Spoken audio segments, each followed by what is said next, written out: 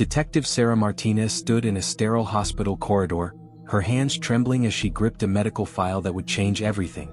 The fluorescent lights buzzed overhead, casting harsh shadows across pages filled with lies, forgeries, and unspeakable violations. She had seen terrible things in her 15 years on the force, but nothing had prepared her for this. Dr. Richard Brennan had stolen something irreplaceable from dozens of women. But it took one woman's desperate search for answers 15 years later to finally bring him down. In a packed courtroom, Dr. Brennan sat in handcuffs, his distinguished gray hair and expensive suit unable to hide what he truly was. Behind him, women filled the gallery, some crying, some staring with hollow eyes, all united by the same horrific truth. Their bodies had been violated by a man they trusted. A doctor. A healer. Someone who had taken an oath to do no harm. This is the story of medical betrayal, a mother's determination, and justice that almost came too late. But to understand how it all unraveled, we need to go back. Back to a small fertility clinic in 2019, where a woman named Maya Alvarez was about to discover something impossible. Maya sat in the fertility specialist's office, her husband James beside her, their fingers intertwined. She was 38 years old, with warm brown eyes that carried both hope and exhaustion. For 3 years they had been trying for a second child. 3 years of negative pregnancy tests, of disappointment mounting upon disappointment, of questions that had no answers. Their son Carlos was 6 years old, a miracle they cherished every single day. But Maya had always imagined a larger family. She wanted Carlos to have a sibling, someone to share his life with the way she had shared hers with her younger brother growing up in Hartford. Month after month, nothing happened. At first, they told themselves to be patient. These things take time. But as the months turned into years, Maya knew something was wrong. Her cycles were regular. She was healthy. James had been tested, everything was normal. So why couldn't they conceive? That's what brought them here to Dr. Patel's office, hoping for answers. Maybe it was her age. Maybe she needed fertility treatments. Maybe there was some simple explanation, some easy fix. Maya had no idea that in the next few minutes, her entire world would shatter. But before we get to that moment, you need to understand Maya's story. You need to know what happened 15 years earlier in 2004 when she was just 23 years old. Back then, Maya was a different person. She was working 2 jobs, waitressing during the day and cleaning offices at night, barely scraping by in a tiny apartment in New Haven. She had dreams of going back to school, of becoming a teacher, of building a better life. But those dreams felt impossibly far away. And then she discovered she was pregnant. The father was Trevor, her boyfriend of 8 months. When Maya first met him, he seemed charming, attentive, everything she thought she wanted. But slowly, gradually, his true nature revealed itself. The way he controlled her money. The way he isolated her from her friends. The way his voice could turn sharp and cruel without warning, his words cutting deeper than any physical wound. When Maya told him about the pregnancy, sitting on the edge of their bed with the positive test in her shaking hands, his reaction was immediate. He didn't want it. He wasn't ready to be a father. She needed to take care of it. This would ruin everything. If she really loved him, she would handle this. Maya felt trapped. She was barely surviving financially. She had no family support. Her parents had passed away in a car accident when she was 19, and her brother was serving overseas in the military. She was alone, scared, and being pressured by someone who was supposed to love her. After days of agonizing, sleepless nights, Maya made the hardest decision of her life. She wasn't ready to be a mother. Not like this. Not in these circumstances. Not with Trevor. She found Brennan Women's Health Clinic through an online search. It was in a quiet suburb of Connecticut, about 40 minutes from her apartment. The website looked professional, reassuring. The reviews praised Dr. Richard Brennan as compassionate and skilled. When Maya walked into that clinic on a cold October morning in 2004, she was terrified. The waiting room was painted in soft blues and greens, with inspirational quotes on the walls about strength and courage. Soft music played from hidden speakers. It felt safe. Dr. Brennan himself came out to greet her. He was in his early 50s then, with kind eyes behind wire-rimmed glasses and a gentle, fatherly demeanor. He sat with Maya in his office before the procedure, holding her hand across his desk. "You're making a brave choice. I'll take care of you. You're going to be okay." His words felt like a lifeline. For the first time in weeks, Maya felt like maybe, just maybe, everything would be alright. The procedure itself was a blur. The anesthesia, the sterile room, the nurses in their pale blue scrubs speaking in soft, reassuring tones. And then nothing. Darkness. Sleep. When Maya woke up in recovery, Dr. Brennan was there, smiling down at her. Everything went perfectly. You're going to be just fine.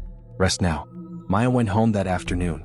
She was sore, exhausted, and emotionally drained, but physically she recovered within a few days. Within a week she was back to her life, working, surviving, trying to move forward. She broke up with Trevor 2 months later, finally finding the courage to leave. It took another year of therapy and hard work, but Maya slowly rebuilt her life. She went back to school. She became a teacher.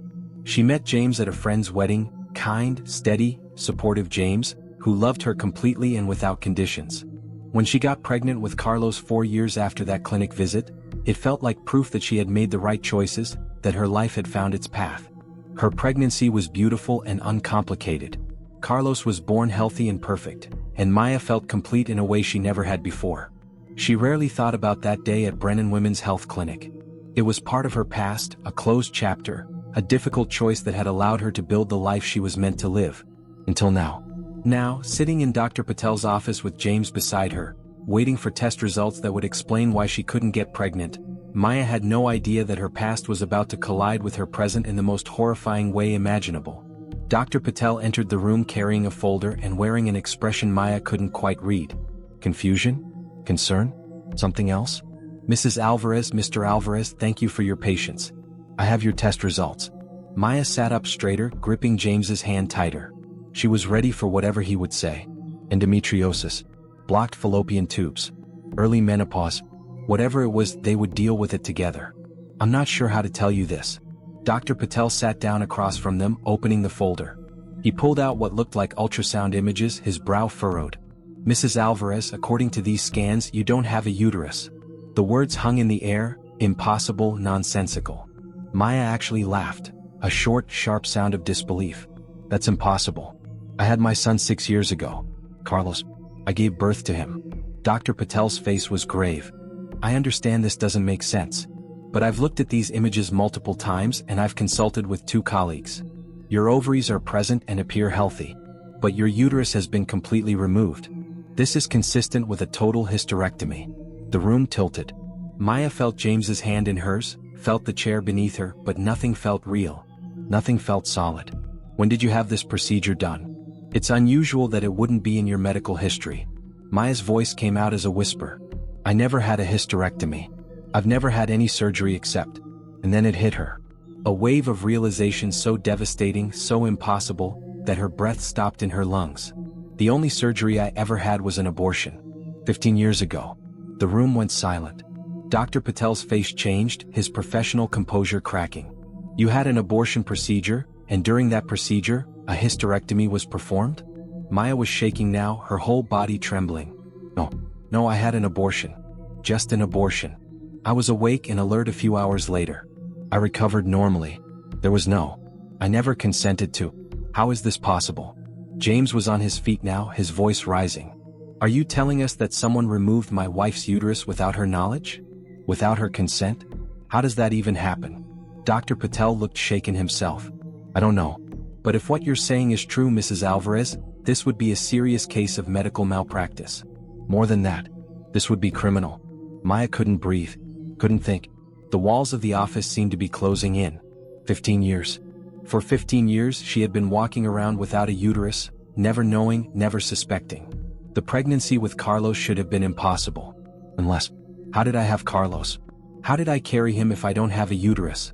Dr. Patel was looking at the medical records on his computer screen, his confusion deepening. According to the records from your pregnancy with your son, you do have a uterus. These scans from 6 years ago clearly show. He stopped, his eyes widening. Mrs. Alvarez, these records show you had a uterus during your pregnancy in 2013. But you don't have one now. Which means the hysterectomy must have happened sometime in the last 6 years. But Maya was shaking her head, a horrible certainty growing inside her. No. I had Carlos through a gestational surrogate. My best friend carried him for us. I had eggs retrieved and fertilized, but they said I couldn't carry the pregnancy myself because of complications. They said. Her voice broke.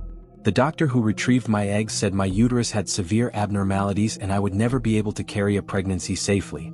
He recommended surrogacy. I never questioned it. I thought he was helping me. But there was never anything wrong with me, was there? Because my uterus was already gone. The pieces were falling into place, each one more devastating than the last. James was pale, his jaw clenched. What was the name of the clinic? Where you had the abortion? Maya's lips were numb as she spoke. Brennan Women's Health Clinic. In Connecticut. The doctor's name was Richard Brennan. She looked up at Dr. Patel, her eyes filling with tears. He took it, didn't he? During the abortion. He removed my uterus without telling me. Without my consent. How could I not know? How could I not feel it? Dr. Patel's voice was gentle but firm. Hysterectomies can be performed laparoscopic with minimal external scarring. If you were under general anesthesia for what you believed was a standard abortion procedure, and if you were given pain medication during recovery that you assumed was normal post-procedure discomfort, you might not have realized. Especially if you were young and didn't know what to expect. If this doctor told you everything was normal, if your follow-up care seemed routine, and if you didn't have any reason to suspect something was wrong. Maya stood up abruptly, her chair scraping against the floor. She felt like she was going to be sick. James moved to her side immediately, his arm around her shoulders. I need air. I need. The tears came then, violent and uncontrollable. Not quiet tears, but deep, wrenching sobs that shook her entire body. James held her as she collapsed against him, her legs barely able to hold her weight. He stole part of my body. He mutilated me. He lied to me. And I never knew. For 15 years I never knew. Dr. Patel stood, his face grave and determined. Mrs. Alvarez, I need to report this. This is a mandatory reporting situation. What you're describing is not just malpractice, it's assault. It's organ theft. You need to contact the police immediately. But Maya could barely hear him. All she could think about was that day 15 years ago. Dr. Brennan's kind smile. His reassuring words. The trust she had placed in him when she was at her most vulnerable. And what he had done to her while she slept, helpless on his table. What Maya discovered next would uncover one of the most disturbing medical scandals in modern history. But first, she had to find the strength to fight back against a man who had spent 15 years covering his tracks, silencing his victims, and hiding behind his reputation as a respected doctor. If you think medical professionals should be held accountable for violations of trust like this, hit that subscribe button right now, because this story is about to get even more disturbing. And let me ask you something. If you discovered that a doctor had stolen part of your body without your knowledge, what would you do? Would you fight for justice even if it meant reliving your trauma? Drop your thoughts in the comments below. Maya didn't sleep that night, or the next night, or the night after that. She sat in her home office, the glow of her laptop screen the only light in the darkness, her eyes burning as she scrolled through page after page of search results. James would find her there at 3 in the morning, still clicking, still searching, surrounded by printed documents and sticky notes covered in her frantic handwriting. Brennan Women's Health Clinic. Dr. Richard Brennan. Connecticut Medical Board. Malpractice lawsuits. Closed clinics. Anything and everything she could find. Her mind wouldn't stop. Every time she closed her eyes, she saw that operating room from 15 years ago. Except now, in her imagination, she could see what she hadn't seen then. Dr. Brennan, surgical instruments in hand, removing parts of her body that weren't diseased, that didn't need to be removed, that she had never consented to losing. The violation of it was suffocating. It wasn't just the physical loss, though that was devastating enough. It was the betrayal. The theft. The fact that for 15 years she had walked through the world not knowing that something fundamental had been taken from her. Her first call was to Brennan Women's Health Clinic. She found the number through an old directory listing, her heart pounding as she dialed. The phone rang once, twice, 3 times. And then, a recorded message. The number you have dialed is no longer in service. Maya hung up and searched again. This time, she found a news article from 2011. Small, barely a few paragraphs buried in the local section of a Connecticut newspaper. Local women's health clinic closes doors after 8 years. Brennan Women's Health Clinic in Fairfield County shut down operations last week following what sources describe as financial irregularities. Dr. Richard Brennan, founder and chief surgeon, could not be reached for comment. Financial irregularities. The words felt like a punch to the stomach. What did that mean? What had he done? And more importantly, where was he now? Maya filed a formal records request with the Connecticut State Medical Board the next morning. James drove her to the office because her hands were shaking too badly to hold the steering wheel. She filled out form after form, requesting any and all records pertaining to her treatment at Brennan Women's Health Clinic in October 2004. The clerk behind the desk barely looked at her. Records requests can take 4 to 6 weeks to process. You'll receive them by mail. Maya wanted to scream. 6 weeks? She had already waited 15 years without knowing the truth. But she forced herself to nod, to thank the clerk, to walk calmly back to the car before the panic set in again. James held her in the parking lot as she cried. We'll figure this out. We'll get answers. But Maya could see the doubt in his eyes. The concern. He was worried about her, she knew. Worried that the stress was breaking her. Worried that she was becoming obsessed. And maybe she was. But how could she not be? 4 weeks later, the envelope arrived. Maya's hands trembled as she tore it open, pulling out a thin stack of papers. Her medical records from October 2004. She read through them once. Then again. Then a third time, her confusion turning to cold fury. Date: October 15, 2004. Patient: Maya Alvarez, age 23. Procedure: elective abortion, first trimester. Surgeon: Dr. Richard Brennan. Procedure completed without complications. Patient tolerated procedure well. Discharged to home care with standard post-procedure instructions. That was it. 4 sentences. No mention of a hysterectomy. No consent forms for anything beyond the abortion. No documentation of any complications or emergency interventions. Nothing. Maya stared at the papers spread across her kitchen table. According to these records, nothing unusual had happened that day. Just a routine procedure exactly as she remembered it. Except she didn't have a uterus anymore.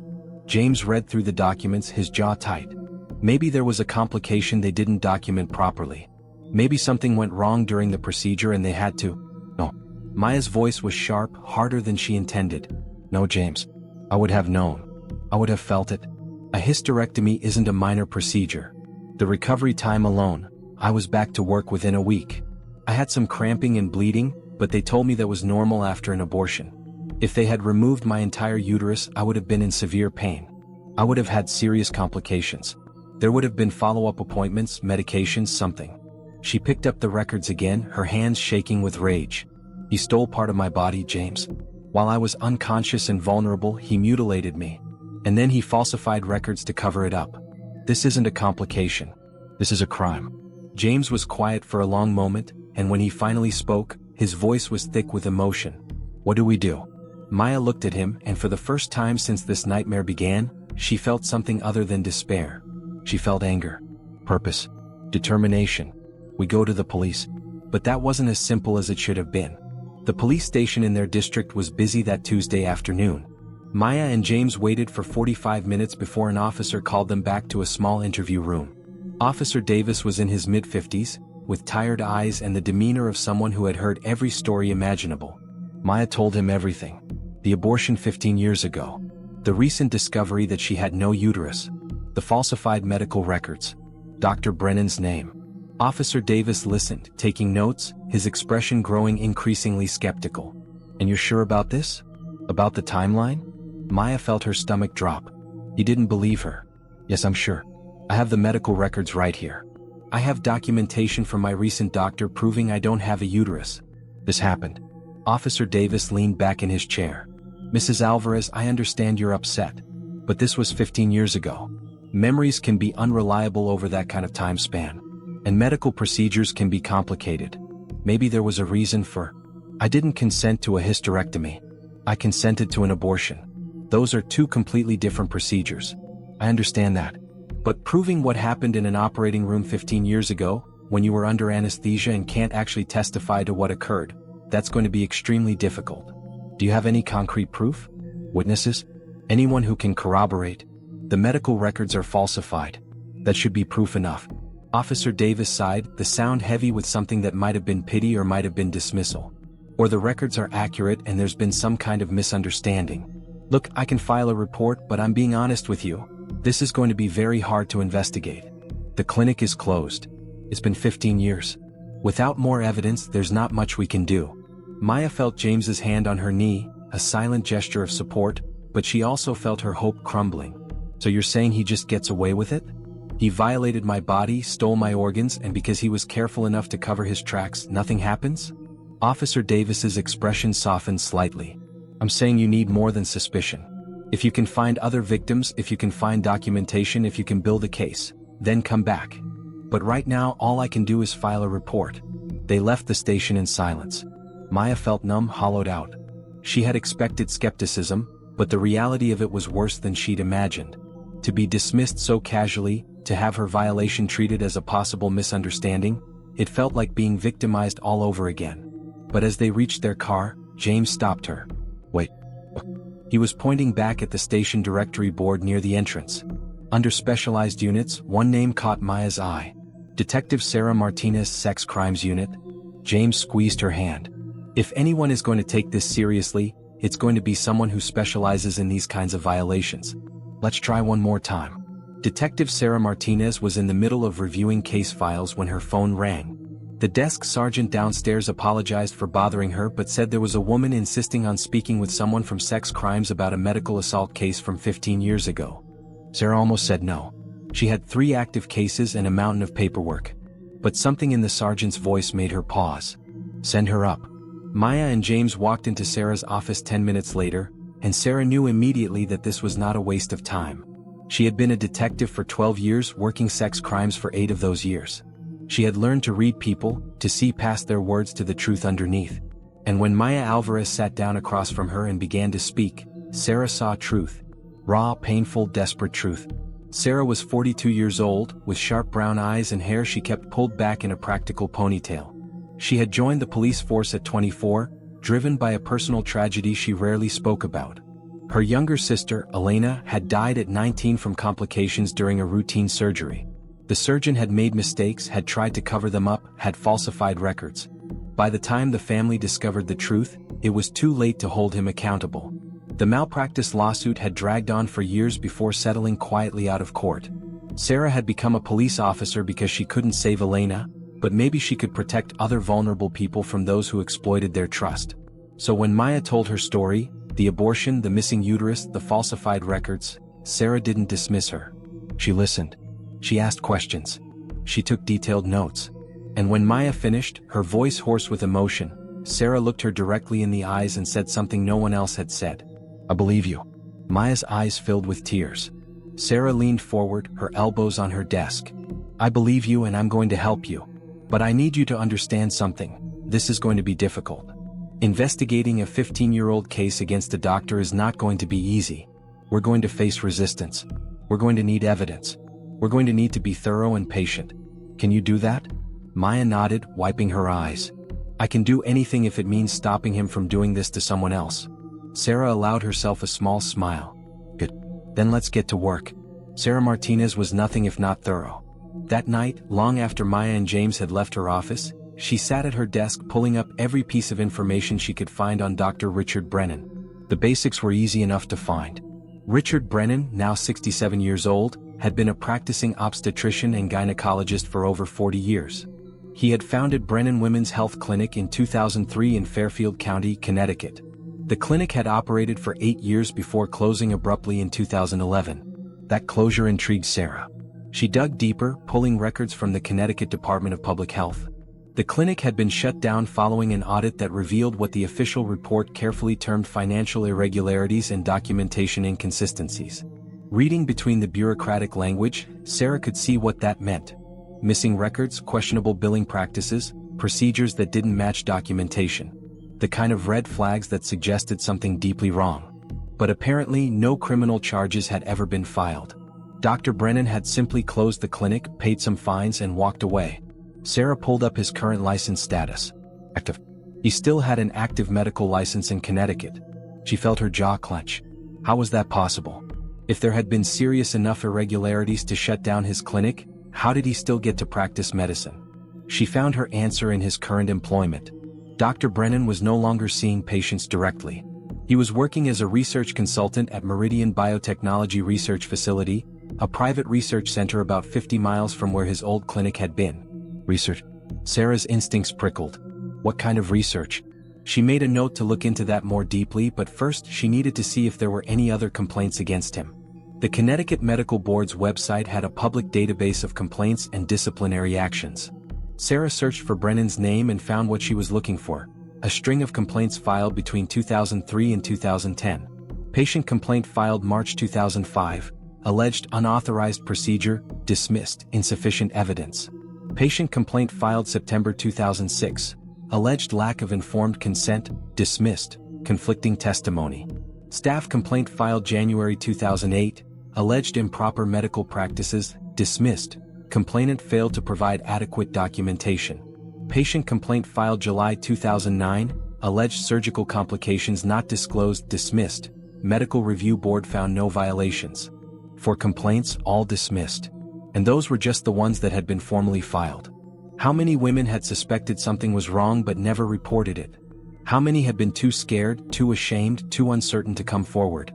Sarah printed out everything she could find and started building a case file. If Maya was right, and every instinct Sarah had told her Maya was right, then Dr. Brennan had been operating a pattern for years. And patterns like that didn't stop on their own. She needed to find out who else he had hurt. And to do that, she needed to find people who had worked at the clinic. People who might have seen something. People who might be willing to talk.